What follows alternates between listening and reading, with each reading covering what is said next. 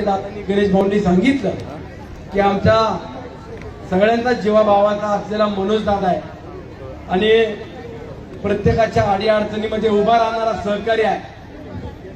वेळ पडेल त्या प्रसंगाला सामोरे जाणारा आमचा सहकारी मनोज दादा आहे. आणि या मनोज दादाला आपल्या सगळ्याच माझ्या आया बहिणींचे आशीर्वाद आहेत. मला सगळ्या माझ्या आया बहिणींना विचारायचंय, सुनीता ताईच्या मागे तुम्ही सगळेजण उभे राहणार का?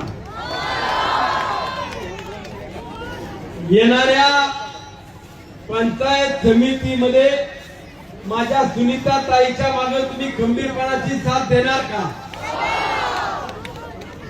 गणेश भाऊ तुमच्या सगळ्यांच्याच परवानगीनं पंचायत समितीची पहिली उमेदवारी सुनीता ताई मनोज भाऊ येवले यांची या ठिकाणी आज मी जाहीर करतो.